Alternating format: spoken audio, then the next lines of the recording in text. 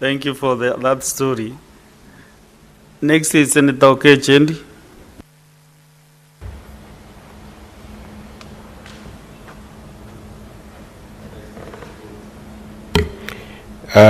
Mr. Speaker, it seems that we were supposed to go to the other side where probably there will be some stones. But I'm glad you have come to me, because I'm certainly not a stone. I've heard about what Senator Oburu has said, and I'm going to contribute more to what was said. And thank you so much, Mr. Speaker, for giving me this chance, because, Mr. Speaker,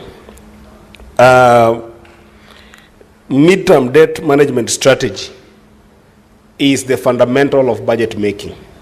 In fact, Mr. Speaker, I don't know where we are losing the script as a house, to the extent that we can actually pass a BPS before we pass a midterm debt management strategy. Because a BPS gives us a focus of what the government wants to raise in the coming financial year.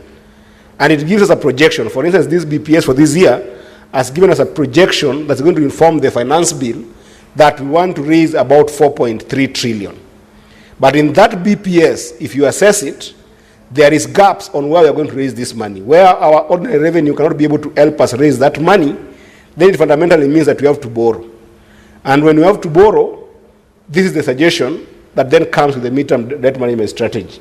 So ordinarily, what we are passing here, Mr. Speaker, forms a foundation for passing the BPS, because it forms a foundation for which, as a House and as Parliament, we can be able to take control over the limits with which the government can then go and borrow.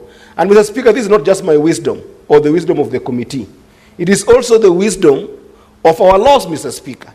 You know that the PFM Act, the PFM Act Section 33, and I think it is Cap 412A, requires that we must actually be able to look at medium-term debt management strategy so that we can be able to come up with a legal framework for which the government must think about sustainable way of raising money.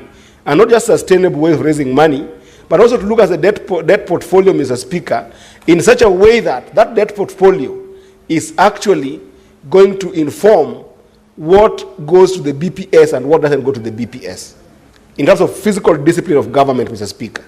Mr. Speaker, I dare say, and I'm not a prophet of doom, that if we continue this mismanagement between the MDTS and the BPS, Mr. Speaker, we might wake up in the next financial year with another Gen Z protest, because we are going to be forced to have a debt management strategy in the middle of a crisis, and then we're going to start talking about fiscal consolidation. Mr. Speaker, this is not something that we must take lightly as a Parliament. And Parliament must actually, through what we have proposed here from the Finance Committee that I sit in, Mr. Speaker, Parliament must come back and take control of debt management in this country. It must come back and take control, Mr. Speaker. Because, Mr. Speaker, you and I are children of debt. We are born out of debt, Mr. Speaker. We are born out of debt to the extent that there are two processes that are going on here.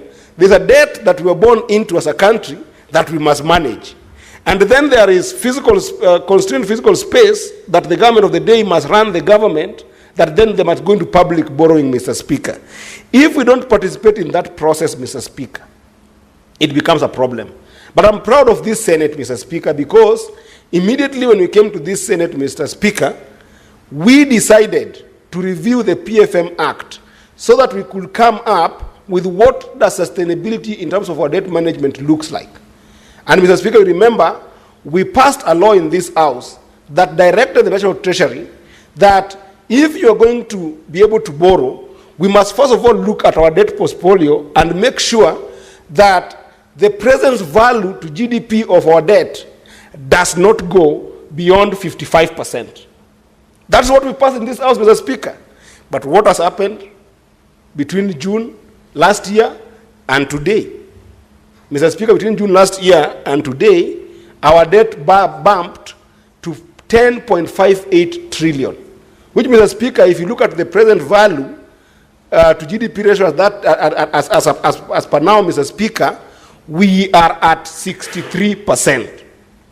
And Mr. Speaker, some theorists in the National Treasury might come and argue that it's not possible to actually achieve a 55% presence value to GDP ratio of our debt stock, Mr. Speaker, because of some numbers that they keep on bringing to this house in the BPS, Mr. Speaker, and they say that they're projecting that is a target that can only be met in 2028, 2029, Mr. Speaker.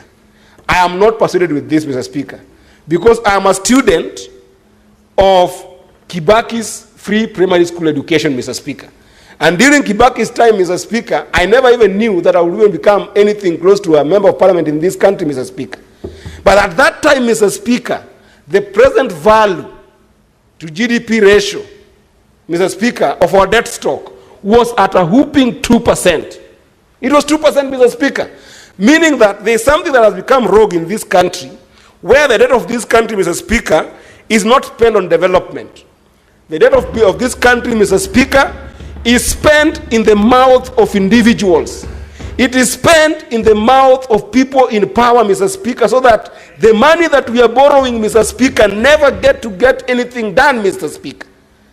Mr. Speaker, how comes that in a BPS that is being proposed now, we are proposing to raise a variety of money, Mr. Speaker, to 4.3 trillion, and then, Mr. Speaker, we want to burden the country again, that out of that 4.3 trillion, Mr. Speaker, the cost of our debt, that means that the money that we'll be paying out of that, money raised, Mr. Speaker, is going to be 1.97 trillion. That means basically, if you round off that number, we are going to be paying 2 trillion.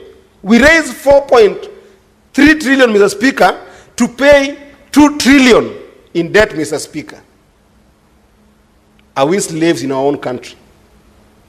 And are we fine being slaves in our own country, Mr. Speaker?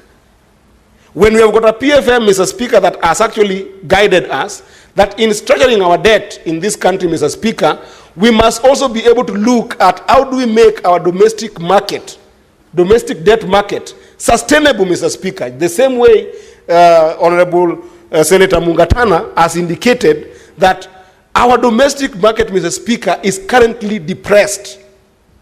It is bleeding. It is hemorrhaging, Mr. Speaker. The domestic debt market is completely unsustainable, Mr. Speaker. Last year, Mr. Speaker, I was the same Finance and Budget Committee when we did propose that the only reason why we'll pass a BPS in this house is if the Treasury will help the country go to a 50%, 50-50 situation, whereby the domestic debt will be 50% and the foreign market will be the external market, Mr. Speaker, will take the other 50%. What happened, Mr. Speaker? On the report that we have had now, Mr. Speaker, we have 30-70.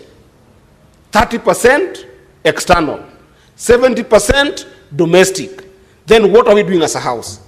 Why then do we sit and restructure debt, Mr. Speaker, and recommend certain numbers that can be able to allow that we don't face crowding out of our businesses, Mr. Speaker? Because, Mr. Speaker, what happens is the government has realized that the domestic market, despite the fact that it's the most expensive compared to the external market, Mr. Speaker, it is a very easy capital to come by. It's a very easy capital to get your hands into. And it's a very easy money to come from Equity Bank, or to come from KCB, or to come from Family Bank, and then go to Central Bank. And because there's no automation, Mr. Speaker, you can quickly get your hands in some monies here and there, and it gets lost somewhere, Mr. Speaker. Mr. Speaker, how is this possible? If you are coming here, Mr. Speaker, with a proposal, because if you look at the report that we have here, Mr. Speaker, we are being told as a parliament that we be comfortable that our gross, let me just get it, Mr. Speaker, because I don't want to say things that don't exist, because this is what has been proposed here, Mr. Speaker, that we be comfortable with a gross financing of a ratio of 25 to 75. That means that 25 is going to the external market and 75 to the domestic borrowing market. Mr. Speaker, last year we said that that gross borrowing must be 50%. How is it being proposed that now it has to be 75%? And Mr. Speaker, if you go to the net borrowing, the net financing strategy is 35 to 65%. Meaning that where Parliament has become comfortable in terms of becoming a rubber stamp in this process, because that's what we have become. We are a mere rubber stamp in this process of budget making, Mr. Speaker. Where we have become comfortable that we are a rubber stamp, the executive also becomes comfortable that, wait a minute, we can increase this domestic debt borrowing. Because it's easy money, it's quick money to get. We can just keep on increasing it, Mr. Speaker. But, Mr. Speaker, when you increase this domestic public borrowing, Mr. Speaker, what you are doing is that today you are killing Keroche breweries. Today, Mr. Speaker, it's not possible for Keroche to borrow and compete with government because the government borrowing is going to be lucrative for the commercial banks as possible, Mr. Speaker. Today, you are killing Bata. Today, you are killing Safaricom. Today, you are choosing to kill all the business that I see thriving in this economy, Mr. Speaker. And, Mr. Speaker, we have actually seen a number of our businesses closing down because out of this borrowing, and you want to raise a bigger deficit of about 900 billion, Mr. Speaker, which again has increased from 700 billion last year. What you are doing also is that as you increase the cost of borrowing in this country, Mr. Speaker, and the risk associated with it in the domestic market, what you are also doing, you are increasing taxes on these businesses. You are increasing taxes on these businesses, Mr. Speaker. The corporate tax, the income tax, and all the taxes that are going on in this country, Mr. Speaker, are making it virtually impossible even to think about a startup nation, Mr. Speaker. Businesses that could easily attract $500 million, Mr. Speaker, cannot get those monies in our economy today. Reason being, the structure of debt is not possible to get money to finance them in our economy. Our economy also, if it comes to startup market, Mr. Speaker, we don't have a thriving venture capitalist who can be able to actually backstop this idea of lack of credit in our commercial business, Mr. Speaker. Once you have credit, you know, Mr. Speaker, if you're in the U.S., I know people are arguing that there is no country that doesn't borrow. Yes, even the U.S. borrows. That is true. The U.S. has got debt. China borrows. Other countries borrow. But the first thing, Mr. Speaker, is that when they borrow on their currency. So that the U.S. is comfortable with their debt. If the worst will happen, the U.S. will simply print their money and be able to pay. But as when we borrow, we peg it to the dollar, Mr. Speaker. When we peg it to the dollar, any adjustments in the global market, Mr. Speaker, do affect us. Any adjustment in the global market economy, Mr. Speaker, do affect us. So our debt will continue piling and piling, Mr. Speaker, to the extent that if we approved what the Treasury is asking us to approve without juxtaposing it with the BPS, Mr. Speaker, what will happen is that by June of this year, Mr. Speaker, we will have a debt stock of 11.07 trillion. Mr. Speaker, you haven't even paid what you're born of. And I can see you, Mr. Speaker, when I look at you, you already have gray hair, Mr. Speaker. And you haven't paid the debt that you were born and found. Yet, in another 3 months, your debt stock as a country is going to 11.07 trillion, Mr. Speaker. And Mr. Speaker, let me remind you that even this number is not factual. It's not a number that you can be comfortable defending.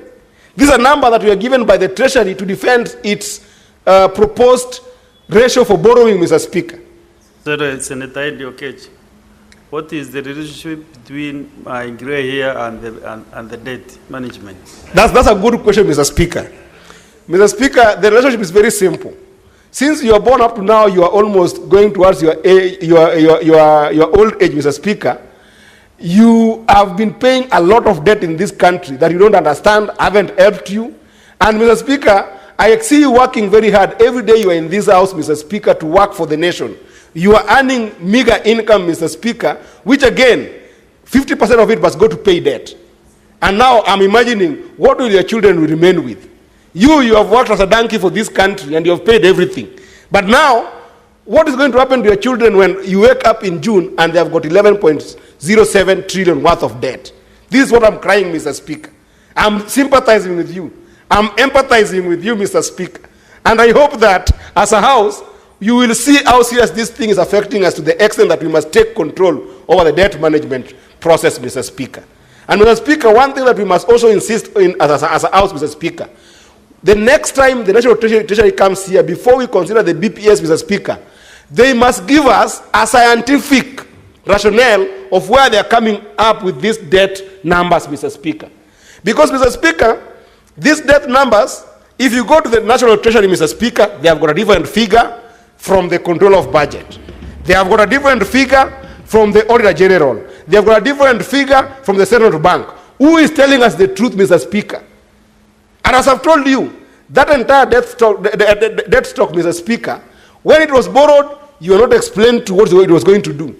When it's now being consumed, you are not told what it was going to do, Mr. Speaker. I remember in the former regime, Mr. Speaker, when there was a deficit of about 500 billion, Mr. Speaker, when it came, and from the Auditor General report, Mr. Speaker, when you followed the 500 billion, Mr. Speaker, it was committed to infrastructure in one region, Mr. Speaker. How do you borrow 500 billion and then commit it in one region on infrastructure, Mr. Speaker? How is it fair? And that concept of that infrastructure, Mr. Speaker, Migori, where I come from, does not consume that infrastructure. I empathize with the Senator of Kisii because he's always the most vocal about debt issues. Where he comes from, I did not see that money working in Kisii, Mr. Speaker. I didn't see that money in Turkana, Mr. Speaker. I didn't see that money in Mandera, Mr. Speaker. Yet the child from Mandera, Mr. Speaker, even, Mr. Speaker, in where you come from in Meru, I looked at those numbers, Mr. Speaker. Mr. Speaker, I didn't see that money in Meru. It was not there, 500 billion. And Mr. Speaker, today, when it comes to paying it, all of us must participate. And not just participate, it is equal distribution, Mr. Speaker. I pay the same amount of debt as the person from Tana River, Mr. Speaker, who when you go, Mr. Speaker, they are laboring in backbreaking dust every single day, riding borders to make a living, Mr. Speaker. Then out of that dust, they must then pay tax, Mr. Speaker. Out of that tax, Mr. Speaker, they must pay amount of money as other regions that have benefited from this debt, Mr. Speaker. Mr. Speaker, we must take control. We must not leave this debt management conversation to the Treasury, Mr. Speaker. We must take full control, and I'm very proud of our members of the Finance and Budget because they have been very engaged. And Mr. Speaker, you have seen them staying in this house as much as they can to be able to contribute in this house. I've seen Senator Ali Roba, Mr. Speaker, the chair of the Finance and Budget Committee, staying in this house till late hours, Mr. Speaker, to give you a snippet of what is happening in this country, Mr. Speaker. I've seen the Vice Chair, Madam and Senator Tabitha, Mr. Speaker, staying in this house till late hours, Mr. Speaker, so that she can give you just an idea of what we are struggling with in the Finance and Budget Committee, Mr. Speaker, to make sense to the CS of Finance, Mr. Speaker. I have seen Senator Boni Aluale staying in this house, Mr. Speaker, to give you just an idea of why we must manage this debt, so that my fellow countrymen, people from Kuria, people from Masangora in Kuria, Mr. Speaker, people from Isibania in Kuria, people from Komosoko Nyamosesa in Kuria, Mr. Speaker, people from Makalda, who do not understand this burden, why it must come to them, Mr. Speaker, can get reprieve. And Mr. Speaker, I hope that even as we pass this MDDS, Mr. Speaker, the recommendation that have been forwarded by this amazing Finance and Budget Committee, Mr. Speaker, will not go to vain, Mr. Speaker. We will not be confronted with the next MDTS, Mr. Speaker, that is brought to us on the basis of our recommendations that were never adhered to, Mr. Speaker. We cannot recommend that you go down on domestic borrowing, Mr. Speaker. We cannot recommend that the government goes down on, fiscal deficit that they have to bring it down, Mr. Speaker. Then the next year we are confronted with an increased fiscal deficit. Then we are confronted with an increased borrowing domestically without the Parliament having known that increased under our watch, Mr. Speaker. That must stop, as I support the Finance and Budget Committee, Mr. Speaker, for coming with this, and I thank you, Mr. Speaker, for giving me this opportunity to contribute on this particular motion. I thank you, Mr. Speaker. Well spoken. Senator Onyong Kalichan. Thank you, Mr. Speaker. First of all, I would like to really commend my colleagues who have really articulated this issue as openly and as sincerely as we've been talking about.